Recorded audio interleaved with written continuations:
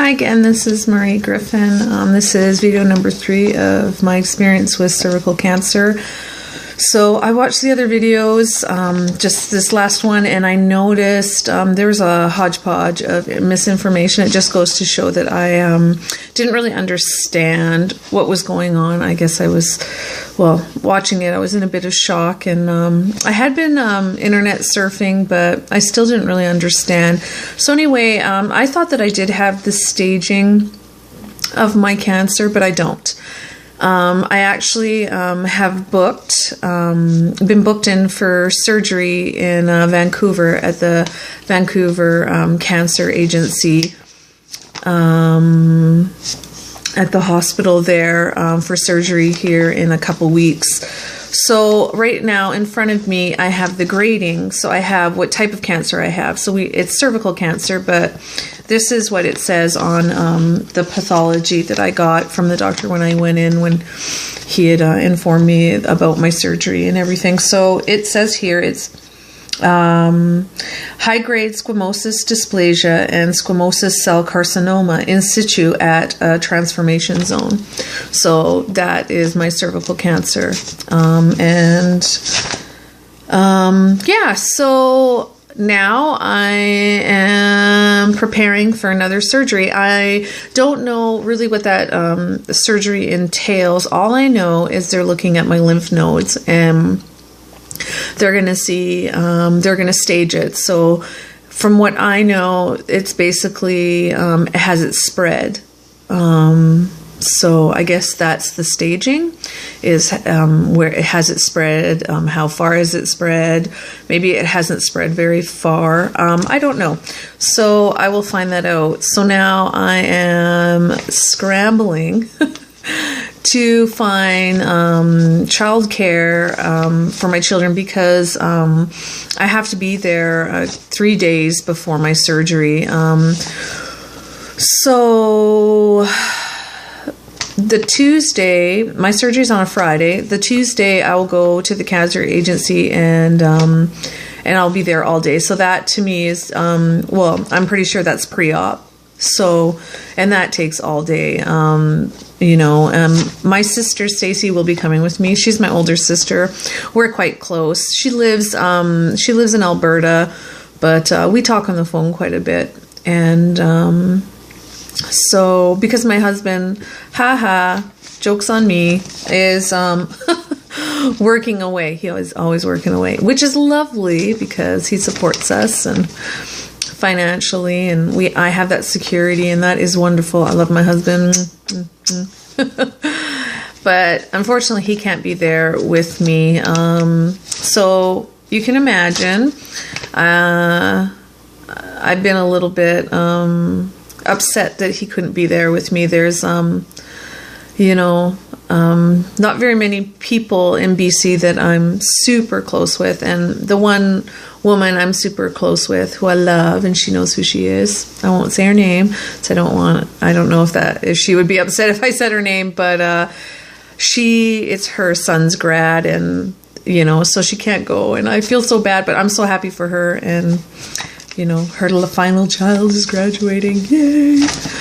But so she can't come with me. So then I was like, this isn't one of those opportunities where I want to get to know someone on a 4-hour trip, you know, and maybe the news will be like, it could be devastating news. I could be really like in a state, and I really don't want anybody, you know, someone that doesn't know me very well to have to deal with that. Like, I can imagine I'd probably just be really quiet.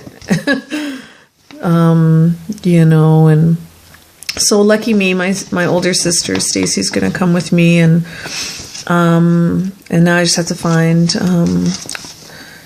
billets for my children, which is going to be a challenge, but we'll figure it out. And I am staying, I don't have that information right in front of me, I should have grabbed it. I am staying kitty corner to the cancer agency, and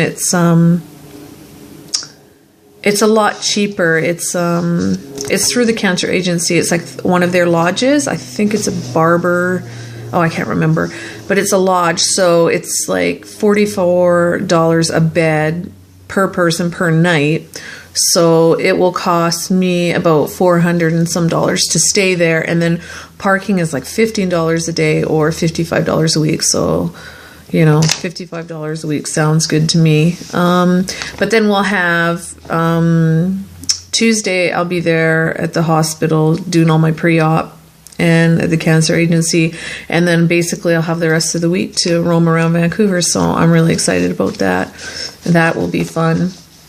And then Friday will be my surgery. I assume, I was kind of told by the receptionist at my doctor's office, Dr. Wilson's office, that they'd probably let me go Sunday, but I booked till Monday just in case. You never know. I don't really know. And I just, so yeah, so I'm still waiting. So I'm not super good with waiting. I don't... It's frustrating because it's just like, I just want to know so we can get a game plan, so I can start planning my summer. Like, what will we be doing? Does Dave's mom need to come out and stay with us? You know, will I be doing radiation and chemo? How aggressive will that be? Like, and of course there's always that little part of us that is like saying, like, maybe we'll go in, maybe they made a mistake, maybe it isn't cancer, maybe it's precancerous like they thought, and or when they took the cervix and the fallopian tubes out, they got it all. And then there's a little voice in my head that goes, it's spread into the colon, it's in your ovaries, it's in a like an advanced stage, and you're going to have to fight. I must say I have complete faith that this is not going to end in me losing my life. I don't feel like cancer is going to kill me. It's going to take my life. I have no fear of that. I think I believe that I will pass away when I'm at a ripe old age, after I see my children all married and some grandchildren. I don't think cancer is going to take that at all. And so no worries there. So I'm not freaking out. I mean, there's moments where I get like super spooked, and like it's like a tidal wave of emotion will come up, but I just don't let that take control. I don't let it take hold. I don't let it take root in me. I think about other things. I think about good things. The last days off, Dave had the 7 days off he had from work. I just wanted to laugh, and I don't want to sit every day and be like, it's kind of ridiculous. I don't want to waste my time doing that. We also are getting Vitamix. So I'm really changing my diet. Obviously, from the last videos, I have IBS, and so I cut out sugar, red meat, white flour and things like that. What am I missing? Red meat, sugar, white flour. Yeah, so basically that's the word of wisdom. If you're a member of the Church of Jesus Christ, you'll know what I'm talking about. So no Coca-Cola, no caffeine, no smoking, no coffee, or tea, like hot drinks with caffeine. Very little red meat.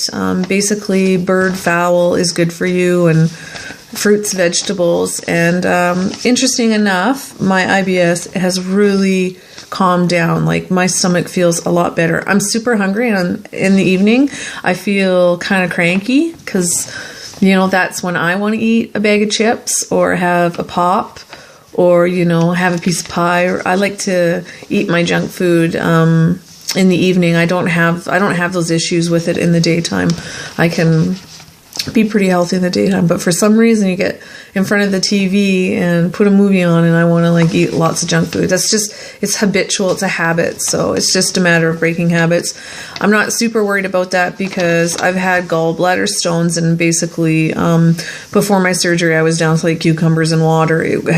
My attacks had gotten so bad, so I know how to avoid food. And I'm proud to say that I will never drink pop ever again. I've decided that I'll never touch that stuff. I just don't see what good it is. I'm loving Booster Juice right now. I'm really careful that I make sure that they take out the yogurt. Oh yes, dairy. That was the other one.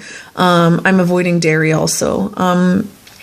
Maybe I'll do another video because we're already at 10 minutes, and I'll talk about why I chose to change my diet. But it does have a lot to do with the cancer, and I'm trying not to feed the cancer the things it likes, and those things cancer likes.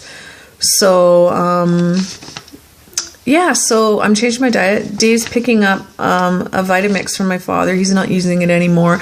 I'm very, very excited. Of course, I'll have to pay him back because they're like $700.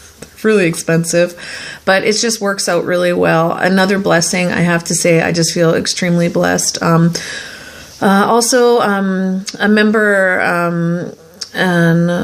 of the church, he sells health powders and mixtures and things like that, and he felt impressed to tell me about some of the stuff that he sells, and so I'm starting to take that, and it's really good. I just put it in my smoothies, and like I said, I go to Booster Juice. I make sure there's no yogurt in my drink, so it's fruit and vegetables, and that's it. And then of course I'm hitting the wheatgrass like crazy. Kale, wheatgrass, spinach, green stuff. And it is improving my stomach. Like, it's wonderful. Now I just have a bad back. And some days I have pain. Just pain, it's hard to explain. I just feel really, really tired, and I'm in a lot of pain, and I just sleep a lot. So, can't always explain that. But otherwise, I'm doing really good. Life, I have to say, like, I'm feeling really positive. Like, I'm happy with things, and it's honestly, like, to me, this just feels like a refining experience. Like, this is giving me an opportunity to make myself better again. It's making me look at myself, look at my health, and say, like, you know what? I need to lose some weight. I need to start eating better. I need to take care of this body. Like, I don't care if I'm, you got to get over that. Like, if it comes with age, it'll come. Don't worry. As I get closer to my 40s, looking super hot and skinny and getting, and fashion and all that stuff, it doesn't matter. What matters is your health. It's not what you look like, that kind of is a bonus that comes with being healthy or whatever. But it's being around for my kids and my husband and my family and my friends, and contributing to society, to my neighborhood, like, to this world. And so cancer stinks, but it's also a good thing. And I'm thankful that that I have this opportunity to better myself, and I just want to leave that with you all. All right, we'll talk to you guys again. Bye-bye.